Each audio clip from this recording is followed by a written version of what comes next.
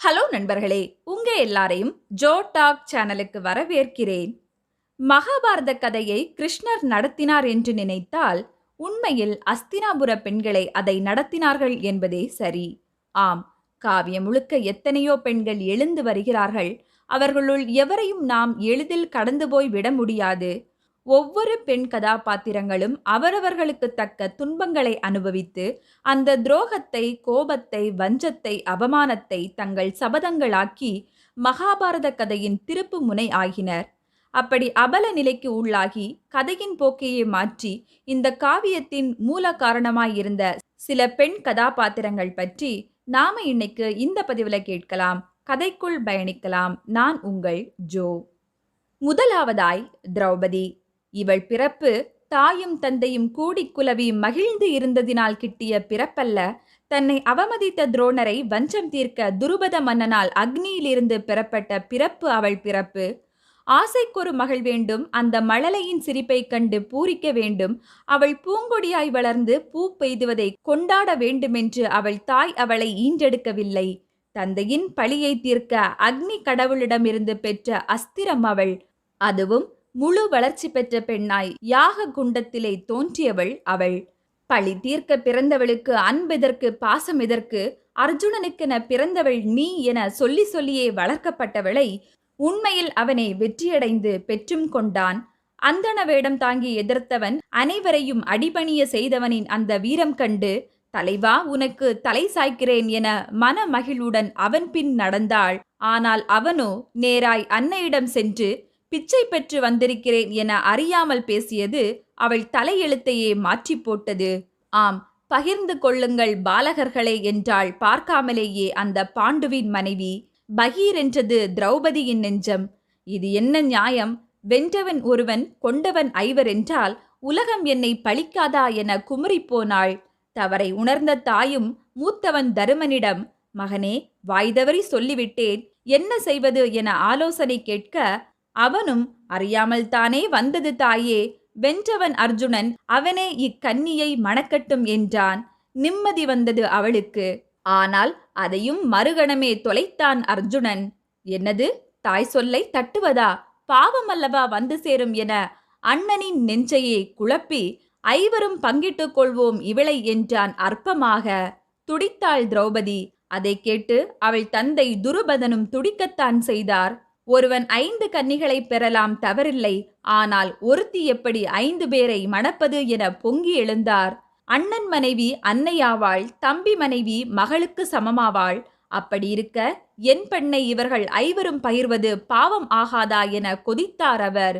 ஆனால் அதை அடக்க அங்கு வந்த வியாசரோ வேதங்களை பூதக்கண்ணாடி வைத்து அலசி ஆராய்ந்து, ஏற்கனவே முனி பத்தினியினர் சிலரும் இப்படிதான் வாழ்ந்திருக்கிறார்கள், இதில் தவறில்லை. போதாக்குறைக்கு இவள்தான் தன் முற்பிறப்பில் குணம் நிறைந்த கணவன் வேண்டும் என 5 முறை இறைவனை துதித்தாள். அதனால்தான் இப்பிறப்பில் 5 கணவன்களை பெற்றிருக்கிறாள் என கூறி அனைவரின் வாயையும் அடைத்தார்.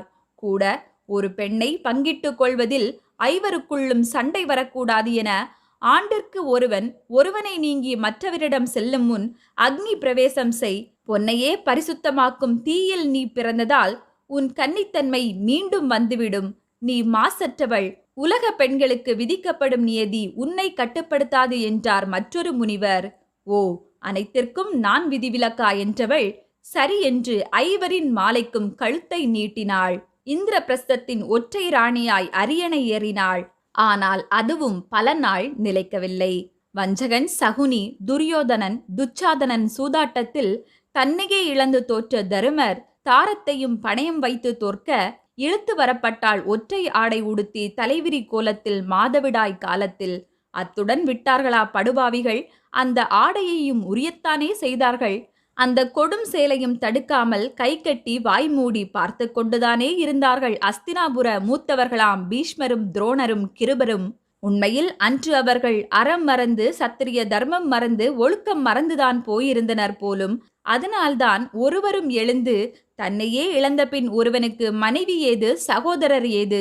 தருமா, நீ உன் மனைவியை வைத்து சூதாடியதே முறை கிடையாது என வாய்பேச ஒருவருக்கும் தைரியம் இல்லாமல் போனது. ஏன் அவர்கள் என்ன? அவள் கணவன். இல்லை இல்லை, கணவன்கள் கூட வாய்மூடியே அமர்ந்திருந்தார்கள். ஏதோ கொஞ்சம் பீமன் கொதித்தான், விகர்ணன் சாடினான். மற்றவர்கள் எல்லாரும் இடித்த புலியை விட இறுக்கமாகத்தானே அமர்ந்திருந்தார்கள். இத்தனைக்கும் காரணம் என்னவென்றால் அவளின் சிரிப்பாம். கர்ணன் தேரோட்டியின் மகன் என ஏளனமாய் சிரித்தாளாம். துரியோதனன் தடுக்கி விழும்போது அவமானமாய் சிரித்தாளாம். இந்த சிரிப்பிற்கா இத்தனை தண்டனை? தந்தையின் வயதை ஒத்தவர்கள், கணவனின் வயதை ஒத்தவர்கள், அதைவிட சிறியவர்கள், பணியாளர்கள் என அத்தனை பேர் முன்னிலையிலும் ஒரு பட்டத்து அரசியை, தாசியே, வேலைக்காரியே என எத்தனையோ இழிசொல் கூறி அவள் ஆடையை உரிய கண்ணன் வந்து கை கொடுத்தான் அந்த அபலை பெண் திரௌபதிக்கு. இல்லையென்றால் என்னவாகியிருக்கும்? அதனால்தான் எடுத்தாள் ஒரு மாபெரும் சபதத்தை. சிரித்தவர்கள் அனைவருக்கும் பேர் இடியைப் போல, என்னை தொட்டவன் செங்குருதியை என் தலைமுடியில் தேய்ப்பேன், அதுவரை அவிழ்த்த கேசத்தை முடியமாட்டேன் என்று. கூடவே பீமனும் எடுத்தான் ஒரு சபதத்தை, என் அன்பிற்கினியாளை அவமானப்படுத்திய கௌரவர்கள் அத்தனை பேரையும் கொத்தோடு கொன்று குலம் அழிப்பேன் என்று. அதை கேட்டு நெஞ்சடைத்து போனது பீஷ்மருக்கும் கிருபருக்கும். அடைக்கத்தானே செய்யும். சபையில் தன் கணவன்மார்கள் குனிந்த தலையுடன் இருந்தபோதும் துணிச்சலுடன் அவள் கேட்ட கேள்விகளுக்கு உடனே நியாயம் கூறி இவர்கள் திரௌபதிக்கென எழுந்து மட்டும் நின்றிருந்தால், வேண்டாம், விரலையேனும் அசைத்திருந்தால் அன்று துரியோதனன் அடங்கியிருப்பான். ஆனால் இவர்கள் அமைதியாயிருந்து, நீ வேண்டியது செய், மௌனம் சம்மதம், அவள் கத்திக்கொண்டே இருக்கட்டும் என்றல்லவா வாய்மூடி அமர்ந்திருந்தார்கள். அதனால்தான் திரௌபதியே சபதம் ஏற்று போரின் முக்கிய காரணி ஆகிப்போனாள். அடுத்ததாய் 12 ஆண்டுகள் வனவாசம், அதிலும் ஒருவனுடன் ஒரு வருடம், அவனுக்கு கருத்தரித்த குழந்தையுடன் மற்றொருவனுடன் ஓராண்டு வாழ்க்கை என காலத்தை ஓட்டினாள். இளவரசியாய் சகல வசதிகளுடன் அரண்மனையில் வாழாமல் பேறுகாலம், பிள்ளை வளர்ப்பு என அனைத்தையும் வனத்திலே முடித்து துன்பத்திலே உழன்று தன்னுள் கொழுந்து விட்டெறிந்த கௌரவர்களின் மரணம் எனும் கோபத்தீயை அணையாமல் பார்த்து கொண்டாள். அவள் மட்டும் நினைத்திருந்தால், அன்றே சூதாடியவர் தருமர், அவரே வனவாசம் செய்யட்டும், எனக்கு இவரும் வேண்டாம், இந்த அஸ்தினாபுர அரசும் வேண்டாம் என்று உதறி தள்ளிவிட்டு தன் பிறந்தகத்திற்கு போயிருக்கலாம். ஆனால் அவள் அப்படி செய்யவில்லை. காரணம், பாண்டவர்களுக்குள் இருக்கும் பழிவாங்கும் நெருப்பு ஒரு காலமும் அணைந்துவிடக்கூடாது என அருகிருந்து எப்போதும் அதை தூண்டி விட்டு கொண்டே இருந்தாள். அதனால்தான் அனைத்தையும் தாங்கினாள். போதாக்குறைக்கு 12 வருட வனவாசம் முடிந்து 1 வருட அஞ்ஞாதவாசம் வசிக்கும் போது விராட மன்னன் மனைவியின் பணிப்பெண்ணாய் அவளுக்கு சிகை அலங்காரம் செய்பவளாய் வாழ்ந்தாள். அங்கும் கீசகன் என்பவனால் பலவந்தப்படுத்தப்பட்டாள். அன்று மூத்த கணவன் தருமன் அவளுக்கென வரவில்லை. அவள் அதிகம் விரும்பிய அர்ஜுனனும் அவளுக்கென வரவில்லை. வந்தவன் பீமனே. மனைவியின் மானம் களைய முயன்றவனை யாரும் அறியாமல் கொன்றொழித்தான். ஒரு வழியாய் சூதாட்ட கெடு முடிந்தது. இனி நாடு திரும்பி நம் நாட்டை ஆண்டு எடுத்த சபதத்தை முடிக்கலாம் என்றால், எதற்கும் பேசிதான் பார்ப்போமே என கண்ணன் சென்றான் சமாதான தூதிற்கு. அந்த சமயத்திலும் தூதின் முடிவில் சமாதானமானால் என் சபதங்களெல்லாம் என்ன ஆவது என துடித்தாள் திரௌபதி. அந்த துடிப்பை கண்ணன் உணர்ந்தான். திரௌபதியின் கூந்தல் அவளை சிறைப்படுத்தி இருக்கிறது. பழிவாங்கும் உணர்ச்சி அவளுக்குள் இல்லை. அந்த உணர்ச்சிக்குள்ளேதான் இவள் மூழ்கி போய் கிடக்கிறாள் என்பதை அறிந்தார். அதனாலே போர் விளைய சூசகமாய் நடித்தார். போரையும் இழுத்து வந்தார். மகிழ்ந்தாள் திரௌபதி. போரில் அவள் நினைத்தது அத்தனையும் நடந்து சபதமும் நிறைவேறி போனது. ஆனால் விதி யாரை மகிழ்வாய் இருக்கவிட்டது? எல்லாருக்கும் தானே இழப்பு, உனக்கு எதற்கு அதிலே விதிவிலக்கு என போரெல்லாம் முடிந்து வெற்றியெல்லாம் முடிவாகி நிம்மதியாய் இருக்கும் சமயத்தில் வந்தான் யமனாய் அஸ்வத்தாமன். அவளின் கண் முன்னே உறங்கிக் கொண்டிருந்த அவளின் மொத்த பிள்ளைகளையும் கழுத்தறுத்து கொன்றொழித்தான். துடிதுடித்து போனாள் திரௌபதி. வேதனை அவள் தொண்டையை அடைத்தது. கண்முன்னே அரங்கேறிய அந்த மரணத்தின் ஆட்டத்தையும் 5 பெற்றும் பிள்ளையின்றி போன அவளின் நிலையை குறித்து எண்ணியுமே கணவன்மார்கள் வெற்றி பெற்று அரியணை ஏறி தான் மகாராணி ஆன பின்பும் சடம் போல் வாழ்ந்து காலங்களை கடத்தினாள். வருடங்கள் கழிந்தது. காலம் நிறைவேறிவிட்டது. கலிகாலம் ஆரம்பிக்கப் போகிறது. வா, வந்து இமயமலை ஏறி நாமும் புண்ணிய யாத்திரை செய்வோம் என கணவன்கள் அழைக்க மறுப்பின்றி அவர்கள் பின்னடந்தாள். கடைசியாய் சென்றவள் முதலிலே இறந்து கீழே விழுந்தாள். அதை கண்டு அவள் அன்பிற்கினிய அர்ஜுனன் பதறவில்லை. மாறாய் எப்போதும் அவளுக்கென வாழ்ந்த பீமன் பதறிப்போனான். அண்ணா, திரௌபதி விழுந்து விட்டாள் என்றான் பரிதாபமாக. அது கேட்டு திரும்பியே பார்க்காமல் தருமர் கூறினாராம், விழட்டும் விழட்டும், நம்மில் அவள் அர்ஜுனனை அதிகம் காதலித்தாள், அதனால்தான் முதலிலே வீழ்ந்தாள் என்று. மரணித்தாலும் சில நிமிடம் காதுகள் கேட்குமாம். அதனால் அந்த தருமனின் வார்த்தைகள் காதுகளில் விழ திரௌபதி நினைத்தாளாம், ஆம் தருமரே, நீர் கூறியது சரிதான். நான் வீழ்ந்ததும் திரும்பியே பார்க்காமல் செல்லும் அர்ஜுனன் மேல் அதிகம் அன்பு வைத்தது என் தவறுதான். ஆதலால் அடுத்த பிறவியில் பிறக்க வேண்டும் என்று நினைக்கிறேன், பீமனின் மனைவியாய், அதுவும் ஒரே பத்தினியாய் என்று. கண்மூடினாள் திரௌபதி. இங்க நம் மகாபாரதத்திலே பிறப்பிலிருந்து இறப்பு வரை சோதனைகள் அனுபவித்து சபதம் ஏற்று முழு மகாபாரதத்தையுமே தனக்கென மாற்றியவள் திரௌபதி. இரண்டாவதாய் காந்தாரி. காந்தார நாட்டு இளவரசியானதால் அப்பெயரா, இல்லை காந்தம் போன்ற கண்களை கொண்டதால் அப்பெயரா என்று தெரியவில்லை. அழகும் இளமையும் கூட எல்லாவித ஆயுதங்களை சுலபமாய் கையாளும் திறனும் கொண்டவளாயிருந்த அவள் சிவபெருமானின் மிகப்பெரிய பக்தை. அனுதினமும் அவரை வழிபட்டு 100 பிள்ளைகள் பெறுவாய் எனும் வரம் பெற்றிருந்தாள். அதை அறிந்துதான் என்னமோ பிதாமகர் பீஷ்மர் பிறவி குருடன் திருதராஷ்டருக்கு பெண் கேட்டு வந்திருந்தார். அன்று சற்றேனும் பீஷ்மர் யோசித்திருக்க வேண்டும்.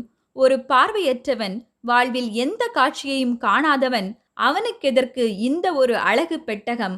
ஒரு பெண்ணின் ஆசைகள் அல்லவா என்னால் அழியப் போகிறது என்று அவர் அன்றே நினைத்திருக்க வேண்டும். ஆனால் சுயநலமாய் பீஷ்மர் வந்து பெண் கேட்டார் காந்தார மன்னனிடம். அவரோ மறுத்தால் பீஷ்மரின் பகைக்கு உள்ளாவோம், சம்மதித்தால் மகளின் வாழ்க்கையே இருண்டுவிடும் என்று இருதலை கொள்ளி எறும்பாய் தவித்தார். அதை கண்டு தவித்த காந்தாரியும் தன் நாட்டிற்காய், தன் தந்தைக்காய் அந்த திருமணத்திற்கு சம்மதம் தெரிவித்தாள். தன் மணவாழ்க்கை குறித்த கற்பனைகளை எல்லாம் குழி தோண்டி புதைத்தாள். அதிலும் திருமணத்திற்கென ஜாதகம் பார்க்கும்போதுதான் தெரிந்தது மற்றொரு இடி. ஆம், காந்தாரியின் முதல் கணவனுக்கு ஆயுசு குறைவு என்று பதறிய காந்தார மன்னன், இது மட்டும் பிதாமகர் அறிந்தால் என் மகள் வாழ்க்கை என்னாவதென்று உடனேதாமே ஒரு ஆட்டுக்கிடாயை காந்தாரிக்கு கட்டி வைத்து அதை முதல் கணவனாய் கருதி உடனே அதன் தலையை வெட்டி கொன்று ஜாதக தோஷத்தை தீர்த்தார். இது மட்டும் ஒருபோதும் அஸ்தினாபுரத்திற்கு தெரியவே கூடாது என மனதிலே பூட்டி வைத்தார். தொடங்கியது காந்தாரியின் 2ஆம் திருமண வைபோகம். புறப்பட்டாள் அஸ்தினாபுரத்திற்கு. அங்கு எனக்கானவன் மண்ணிருந்தும் ஆள தகுதியற்றவன், கண்ணிருந்தும் பார்வையில்லாதவன், இவனுக்கென பெண் கேட்டு வந்து பிதாமகர் என் வாழ்வையே அழித்து விட்டார். என் அகவொளி அளித்தவர் வாழ்வில் நான் அக நிம்மதியை கெடுப்பேன் என கூறி வந்து இறங்கினாள் கண்களை கட்டிக்கொண்டு. ஏன் இந்த விபரீத முடிவு என அஸ்தினாபுரத்தில் கேட்டவர்களிடம், என் கணவர் காணா இவ்வுலகை இனி நானும் காண விரும்பவில்லை என்றாள். அனைவரும் வாயடைத்தனர், என்ன ஒரு பத்தினித்தனம் என்று. ஆனால் அவள் அறிவாள், ஒளி இழந்தவன் வாழ்வில் இவள் வந்து ஒளியேற்றட்டும் என்று. என் வாழ்வில் ஆசைகளை அளித்த பீஷ்மருக்கும் திருதராஷ்டருக்கும் இது வாழ்நாள் முழுக்க நெருஞ்சி முள்ளாய் குத்தட்டும் என்று. ஆனால் அங்கு போன பின்பே தெரிந்தது, என் கணவன் மூத்தவனாய் இருந்தபோதும் உடல் ஊனத்தால் அவனுக்கு அரியணை கிட்டவில்லை என்று. சரி, பிள்ளைகளை ஏனும் முதலில் பெற்று தந்தை பெறாததை பிள்ளைகளேனும் பெற்றுக்கொள்ளட்டும் என்று எண்ணி முதலிலே கருத்தரித்தாள். பரமேஸ்வரரின் வரம் இருக்கிறது, 100 பிள்ளைகள் பிறந்து விடுவர் என நம்பி இருந்தவளுக்கு கற்பகாலம் 20 மாதத்தையும் தாண்டியது. அதற்குள் குந்தி பிள்ளையையும் பெற்றுவிட்டாள். இறைவா, இது என்ன கொடுமை! வாழ்வில் என்னை வஞ்சித்தாய், பேறுகாலத்தையுமா பொய்யாக்கி போனாய் என வயிற்றிலே ஓங்கி அடித்தாள். விழுந்தது உயிரற்ற சதைப்பிண்டம். இதையா இத்தனை நாள் சுமந்தேன் என வெம்பி போனவளுக்கு உதவி செய்ய வந்தார் வியாசர். ஒன்றை 101 ஆக்கி நெய் குடத்திலே வைத்து வளர்த்து 101 பிள்ளைகளாய் காந்தாரியின் கை நிறைய கொடுத்தார். மகிழ்ந்தாள் காந்தாரி. பிள்ளைகளால் இனி விடிவு கிட்டும் என்று நம்பி இருந்தவளுக்கு துரியோதனன் பிறந்தபோது நடந்த கெட்ட சகுனங்களை பார்த்ததும் பெரியோர் இதை கொன்றுவிடுவோம் என்றனர். எப்படி அதை ஏற்பாள் ஒரு தாய்? அதிலும் 2 வருடங்கள் சுமந்து பெற்றவனை எப்படி கைவிடுவாள் ஒரு தாய்? முடியாது என்றாள் சீற்றமாக. பெரும் சிரத்தையுடன் பிள்ளைகளை நல்வழியில் நடத்த முடிவெடுத்தாள். ஆனால் அங்கு வந்து சேர்ந்தான் சகுனி.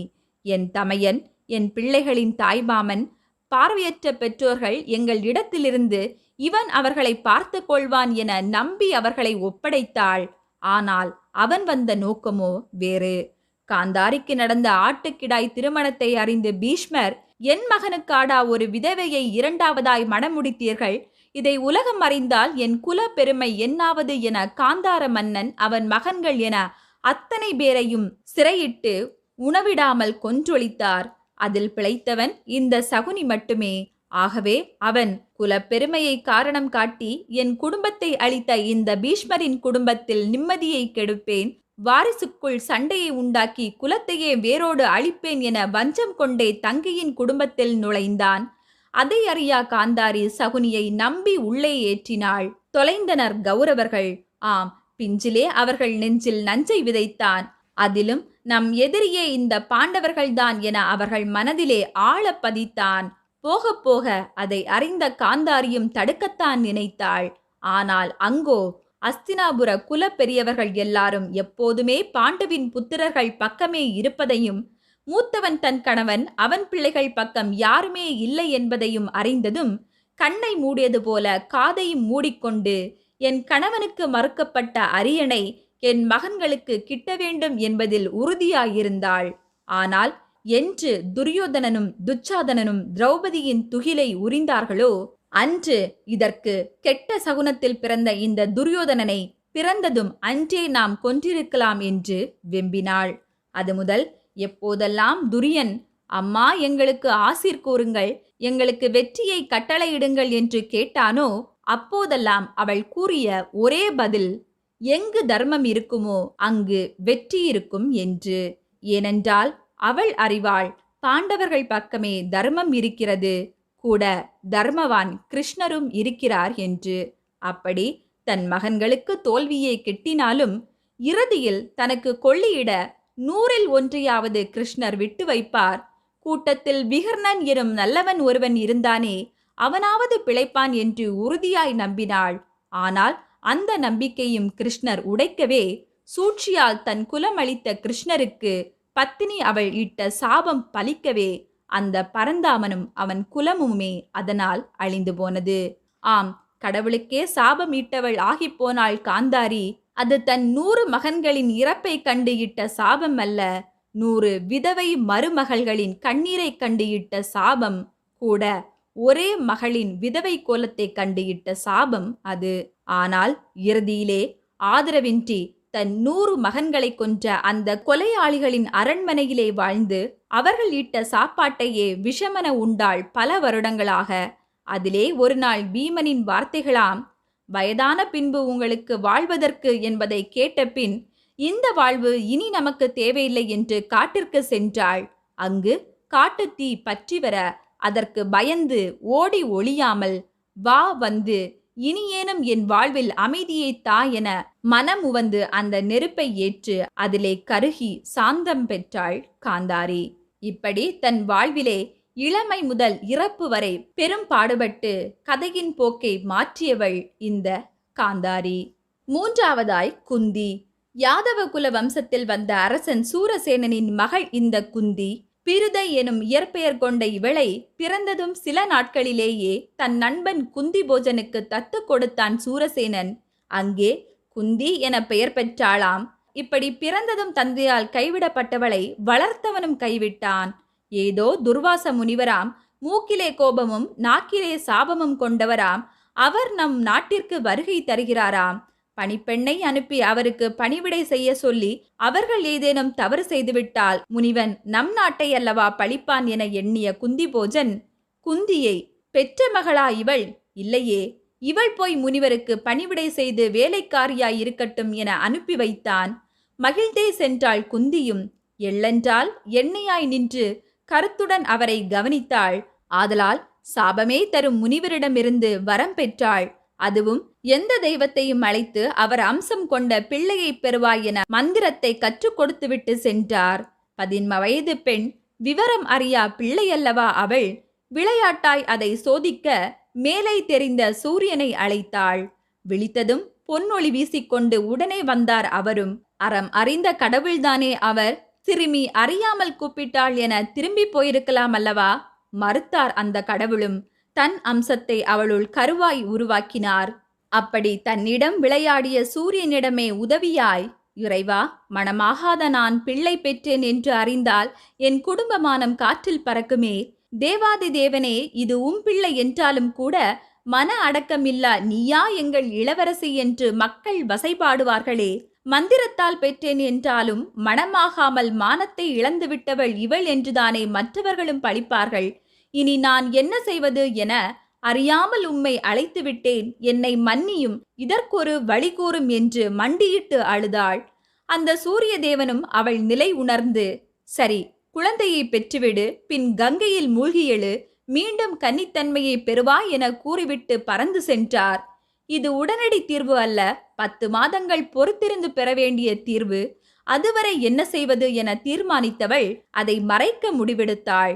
ஆம், தாய்மார்கள், தாதிமார்கள், பணிப்பெண்கள், மற்ற குல அரச பெண்கள் என ஒரு பெண் பட்டாளமே அரண்மனையில் திரிய 15 வயதே ஆன சிறுமி அவள் பக்குவமாய் தன் கற்பத்தை மறைக்க எப்படியெல்லாம் போராடியிருப்பாள். வாந்தி வந்ததோ, மயக்கம் வந்ததோ, மாங்காயும் சாம்பலும் தின்ன ஆசை வந்ததோ என்னமோ, ஆனால் அதையெல்லாம் ஒன்றையுமே வெளிக்காட்டிக் கொள்ளாமல் கர்ப்ப வயிற்றை துணியை வைத்து இருக்க கட்டிக்கொண்டு அந்தபுரத்தில் வாழ்ந்து பேறுகால வலி வரப்போவதை உணர்ந்து ஒரே ஒரு பணிப்பெண்ணை மட்டும் உடன் அழைத்து கொண்டு நந்தவனம் சென்று விளையாடி வருகிறேன் என கூறி அனைவரையும் நம்ப வைத்து தன் தலை பிரசவத்தை தானே பார்த்து கொண்டாள் அந்த அபலை பெண். பிறந்த அந்த குழந்தை இயற்கையான கவசத்துடனும் பிரகாசிக்கும் காது குண்டலங்களுடனும் இருந்தது. தலை பிரசவம் அது, தலைமகன் அவன். அவனின் மழலை சிரிப்பை கண்டு உள்ளம் பூரித்தாள். அதே வேளையில் குந்திக்கு பயமும் வந்து சேர்ந்தது. விளையாட்டால் வினையை சம்பாதித்து விட்டே, இனி இந்த வினையை எப்படி சமாளிப்பது என்று. அன்று மட்டும் குந்தி நினைத்திருந்தால் சூரிய தேவனுக்கு பிறந்த அந்த கர்ணனை யாரும் அறியா வண்ணம் கொன்று புதைத்து சுவடு தெரியாமல் அழித்துவிட்டு அமைதியாய் போயிருக்கலாம். ஆனால் அவள் அப்படி செய்யவில்லை. மனதாலும் அந்த கொடும் செயலை செய்ய அவள் துணியவில்லை. கங்கையில் பெருகி வரும் நீரை விட தன் கண்ணிலிருந்தே அதிக நீரை வடித்து கொண்டு பெட்டியில் பிள்ளையையும் அது நிறைய பொற்காசுகளையும் வைத்து தனக்கு தெரிந்த எல்லா தெய்வங்களையும் மனதில் துதித்து இப்பிள்ளையை எப்படியேனும் காப்பாற்றுங்கள் என கூறி கங்கை நீரில் அனுப்பினாள். மனதை கல்லாக்கி கொண்டு நீரில் மூழ்கி கன்னியாய் மீண்டும் அரண்மனை திரும்பினாள். உண்மையில் இது சாதாரணமல்ல. நிதானத்தை ஒரு நொடி இழந்ததால் அது ஏற்படுத்திய நிதர்சனத்தை சமாளிக்க சிறுமியாய் குந்தி போராடிய போராட்டம் மிக பெரியது. அன்று முதல் விதியின் கைப்பாவை ஆகிவிட்டாள் குந்தி என்பதை உண்மை. அன்று அவள் செய்த அச்செயல் அவள் வாழ்நாள் முடியும் வரை ஒரு முள்ளாய் நெஞ்சில் குத்திக் கொண்டேதான் இருந்தது. அரண்மனை வந்தாள். வந்ததும் திருமணம். மாலையிட்டாள் பாண்டுவிற்கு. பெருங்கனவுடன் அஸ்தினாபுரத்தின் அதிகாரப்பூர்வ மகாராணி ஆனாள். ஆனால் இருட்டில்தான் தெரிந்தது பாண்டுவின் வெளிச்சம். அவனுக்கு இருந்தது நடுக்கமும் வெண்குஷ்டமும். அதை மறைத்து தன்னை ஏமாற்றியது போதாது என்று மாதிரி எனும் இன்னொரு பெண்ணையும் பாண்டுவிற்கென கூட்டி வந்தார் பிதாமகர் பீஷ்மர். அவளுக்கோ குந்தியை விட இளமையும் அழகும் கவர்ச்சியும் அதிகம். அதனால்தான் என்னமோ பாண்டு ஆரம்பத்திலேயே குந்தியை விலகி மாதிரியின் பின் சுற்றி கிடந்தான். மனம் முடிந்து 30 நாட்களில் திக்விஜயம் சென்றார். பல ராஜ்யம் வென்றார். இனி கொஞ்ச காலம் ஓய்வு வேண்டுமென்று 2 மனைவியரையும் கூட்டிக் கொண்டு காட்டிற்கு வந்தார். அங்கே மான் வேட்டையாடி சாபம் பெற்று பிள்ளை பெறும் தகுதியை இழந்தான். ஐயோ, இனி என்ன செய்வது? வம்சம் விருத்தியாக வழியாது என சிந்தித்தவன் குந்தியிடம், நீ வேண்டுமென்றால் மற்றொரு ஆடவனுடன் உறவு வைத்து எனக்காய் ஒரு பிள்ளையை பெற்று தருவாயா என வாய்க்கூசாமல் கேட்டான்.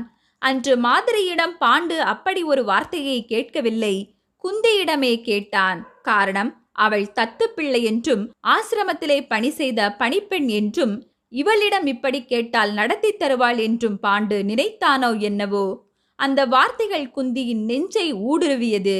எப்படி தாம் இப்படி கேட்பீர்கள் என கடிந்தாள். வாரிசிற்கென மனைவியை மற்றொருவனிடம் போகச் சொல்லும் இவனிடம் எனக்கு ஏற்கனவே ஒரு மகன் இருக்கிறான் என்பதை தெரிவித்தால் இவன் நமக்கு வேறு பட்டம் கட்டிவிடுவான் என சிந்தித்தவள் சாதுர்த்தியமாக துர்வாசரின் வரம் குறித்து கூறினாள். அதை கேட்டு துள்ளி குதித்த பாண்டுவும், சரி சரி, அப்படியென்றால் யமதர்மரை அழை, வாயுதேவனை அழை, இந்திரனை அழை என அடுத்தடுத்த இடைவெளியில் மூவரை கூப்பிட வைத்து 3 பிள்ளைகளை பெற்றும் போதாது என்று இன்னும் ஒன்றை பெறுவோமா என கேட்க, குந்தியோ கோபமாய், ஒன்றுக்கு ஆசைப்பட்டு வரிசையாய் 3 கடவுள்களை அழைக்க வைத்து விட்டீர், இனி 4, 5 என போக நான் என்ன விலை மகளா என்றாள். மறுபேச்சின்றி போனான் பாண்டு. மீண்டும் வந்தான் பிள்ளை வேண்டி. இம்முறையோ மாதிரிக்கென அதை ஏற்று அவளும் மந்திரம் உச்சரிக்க, மாதிரியோ சாதுர்த்தியமாய் இரட்டை கடவுள்களை நினைத்து இரட்டை மகன்களை பெற்றுக்கொண்டாள். சரி என அதை பொறுத்து கொண்டாள் குந்தி. இங்கனம் எல்லாம் நல்லவிதமாய் போக, மனைவிக்கு 2 பேர், பிள்ளைக்கு 5 பேர் என நிம்மதியாய் வாழ கிடைத்த வாழ்க்கையில் பாண்டு பெண் பித்தால் சபலம் கொண்டான். சாபம் மறந்தான். மாதிரியுடன் இணைந்தான். மரித்து போய் தரையிலே வீழ்ந்தான். கூட மாதிரியும், அக்கா, உம் வரம் மூலம் பெற்ற என் பிள்ளைகளையும் இனி நீயே பார்த்துக்கொள் என கூறி சிதியிலே வீழ்ந்து மாண்டு போனாள். இப்படியாய் நட்டாற்றிலே போனது குந்தியின் வாழ்க்கை. 5 மகன்களுடன் ஒரு விதவை தாய் எப்படி வாழ்ந்திருப்பாள்? காட்டிலிருந்து தன் நாட்டிற்கு சென்றாள். அங்கு தன் பிள்ளைகள் 2ஆம் பட்சமாய் நடத்தப்படுவதைக் கண்டு மனம் வந்தாள்.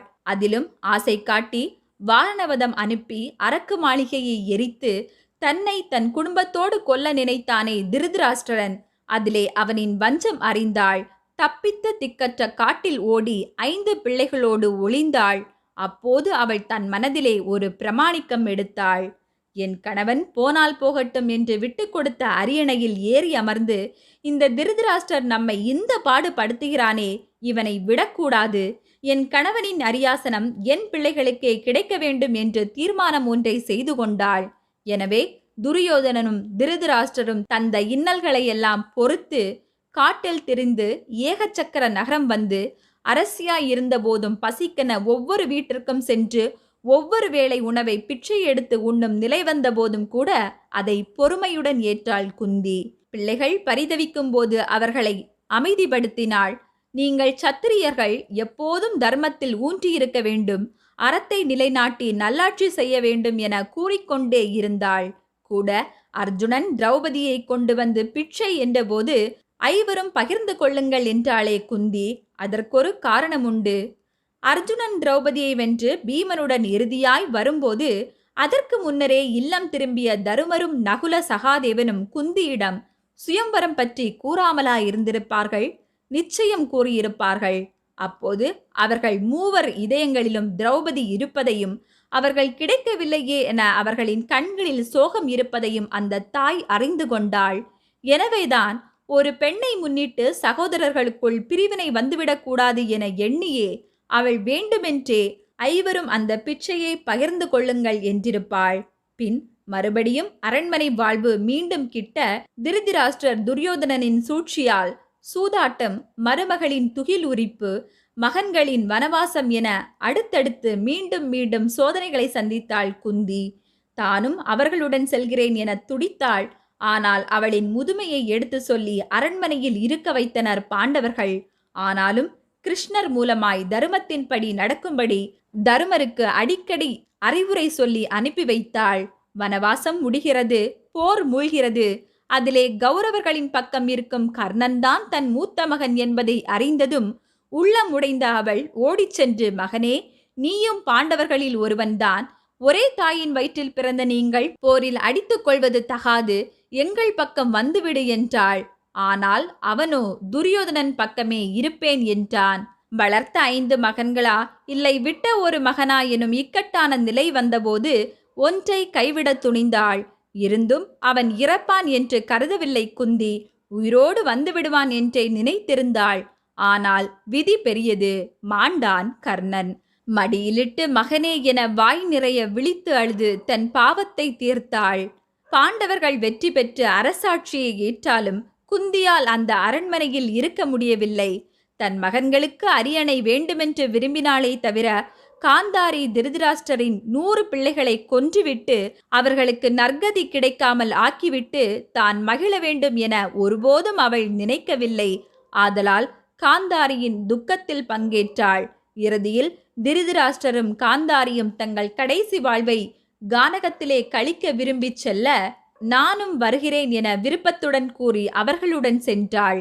அங்கும் விருப்பத்துடனே காட்டுத் தீயில் அவர்களுடன் சேர்ந்து உயிர் துறந்தாள் குந்தி.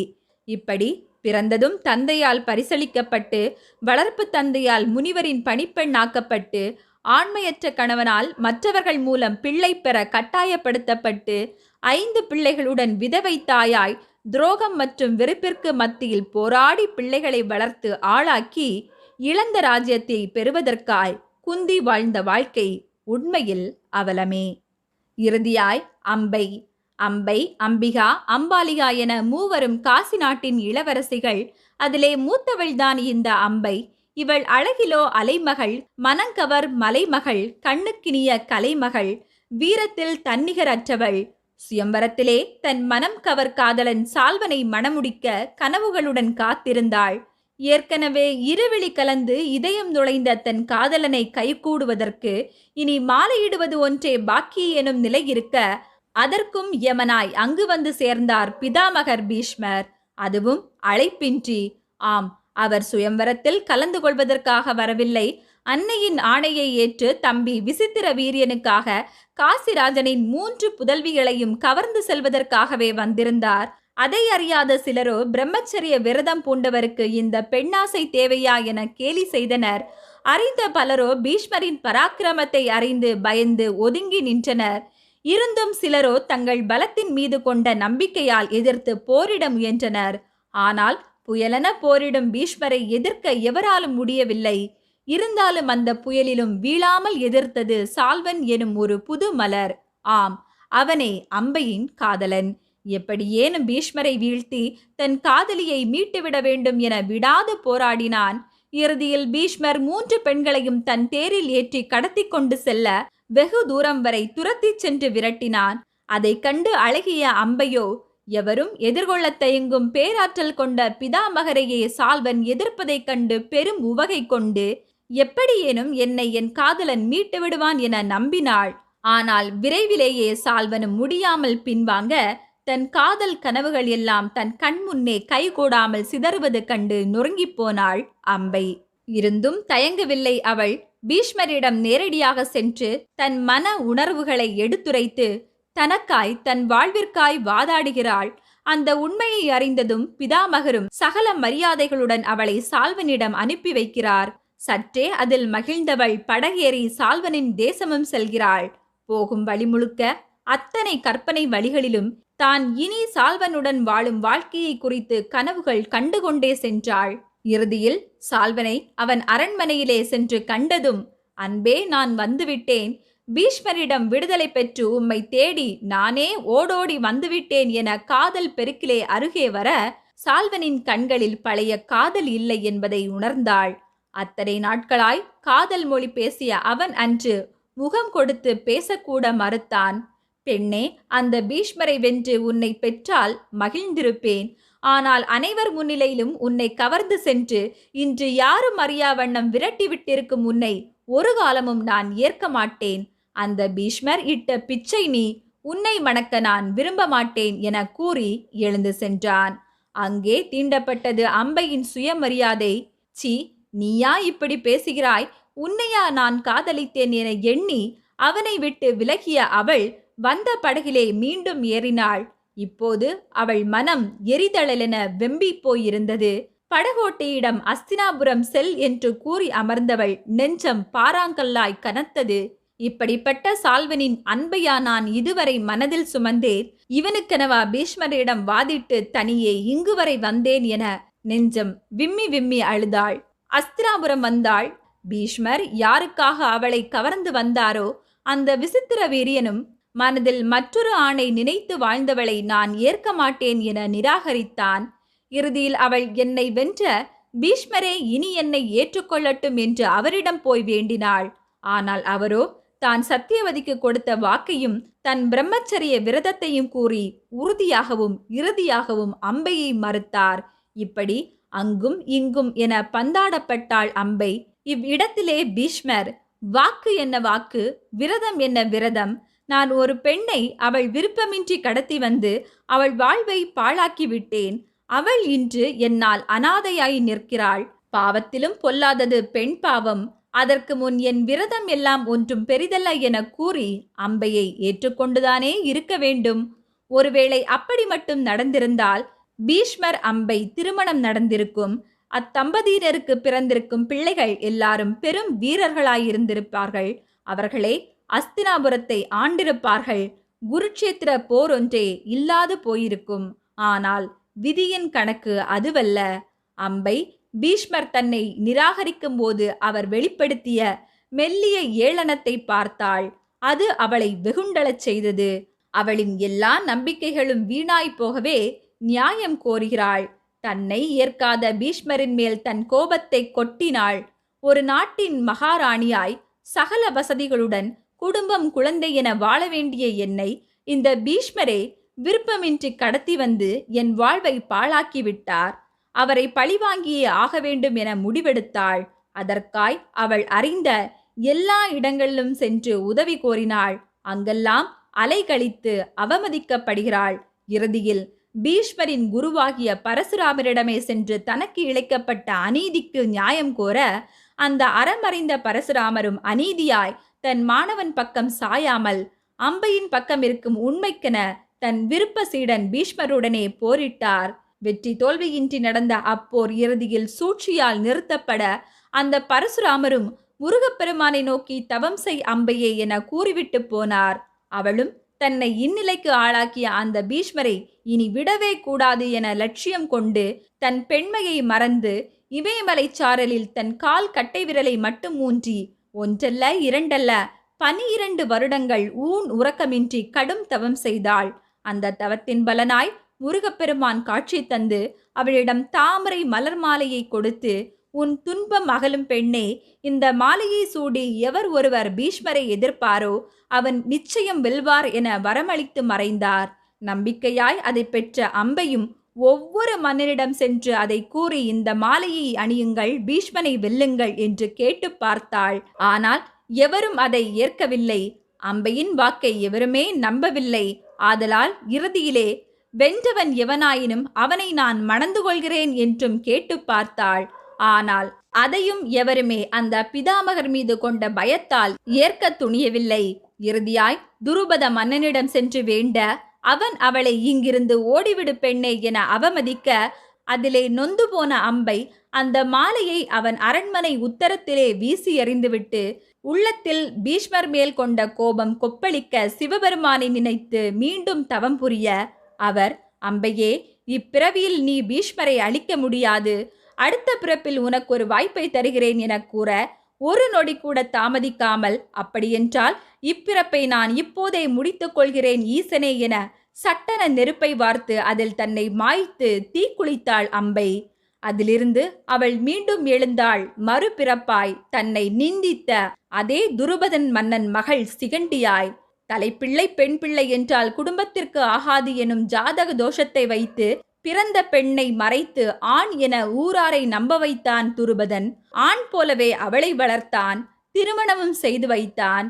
இந்நிலையிலே ஒரு நாள் பல வருடங்களுக்கு முன் அம்பை அன்று உத்தரத்திலே இட்டு வைத்த முருகப்பெருமானின் தாமரை மாலை எதேச்சையாக சிகண்டியின் கழுத்தில் விழுந்ததும் உண்மையில் இவள்தான் பீஷ்மரின் யமனா என்று பயப்பட்டான் துருபதன்.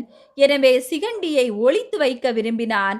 அதே சமயம் தந்தை தனக்கு அநீதி இழைப்பதைக் கண்டு மனம் பொறுக்காத சிகண்டியும் காட்டிலே ஓடிச் சென்று தலைமறைவானாள். அங்கு கந்தர்வன் ஒருவன் உதவியால் தன் பாலினத்தை மாற்றி ஆணாய் மீண்டும் அரண்மனை வந்து படை தளபதி ஆனாள்.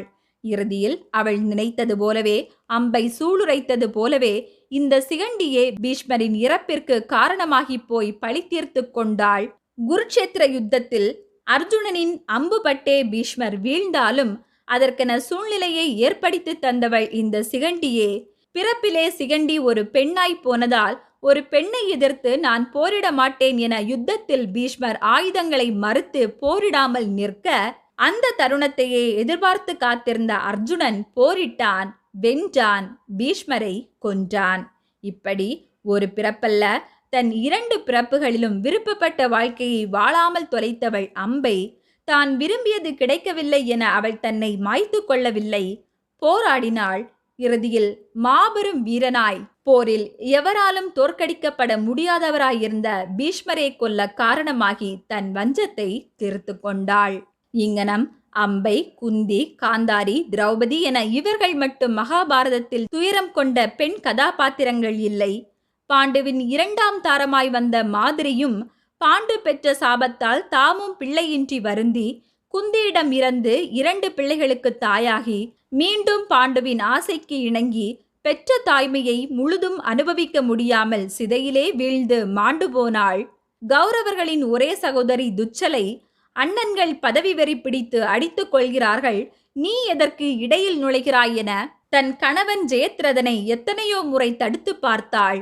ஆனால் அவனும் அவள் பேச்சை கேட்காமல் வம்பாய் போய் மாட்டி இறந்து போனான். இதனால் விதவையானாள் துச்சலை. ஒரு குழந்தையை மட்டும் பெற்றுவிட்டு அவனையும் பீமனுக்கு உயிர் காக்க அனுப்பி இழந்தவள் இடும்பி பிள்ளையை வயிற்றில் சுமந்து கொண்டு இளம் கணவனின் உடலை போர்க்களத்தில் தேடி அலையும் உத்தரை விரும்பியே திருமணம் செய்தாலும் வாழ்நாள் முழுக்க அர்ஜுனனின் காதலுக்கு ஏங்கிய சுபத்திரை, நூற்றுக்கணக்கான கௌரவர்களின் மனைவிகள். ஒருத்தன் ஒரு தாரமா கொண்டிருந்தான், பல தாரங்களை பெற்றிருந்தான். ஆதலால் ஒட்டுமொத்தமாய் அந்த கௌரவ குல விதவை பெண்கள் என மகாபாரதத்திலே ஒவ்வொரு பெண் கதாபாத்திரமும் அவரவர்களுக்கு தக்க துன்பங்களை அனுபவித்தனர். இருந்தும் அவர்களே இக்காவிய கதையின் மூல காரணமாயிருந்தனர். இவர்களே ஒரு ஆட்ட நாயகிகளாயிருக்க இவர்களின் ஆட்டத்திற்கு ஆண்கள் ஒரு பகடைக்காய்களாய் இருந்தனர் என்பதுதான் உண்மை. ஆம், எந்தெந்த அளவிற்கு துன்பப்பட்டார்களோ அந்த துரோகத்தை, கோபத்தை, வஞ்சத்தை, அவமானத்தை தன் கருவிகளாக்கி சபதங்களாக்கி மகாபாரத கதையின் திருப்பு முனைகள் ஆகினர் இந்த பெண்கள். உண்மையில் மகாபாரத கதையை கிருஷ்ணர் நடத்தினார் என்கிறார்கள். ஆனால் என்னை பொறுத்தவரை மகாபாரத கதையை நடத்தியது அஸ்தினாபுர பெண்களே. ஓகே நண்பர்களே, உங்களுக்கு இந்த பதிவு பிடிச்சிருந்தனா லைக் பண்ணுங்க. மறக்காம ஜோ டாக் சேனலுக்கு சப்ஸ்கிரைப் பண்ணுங்க. நன்றி.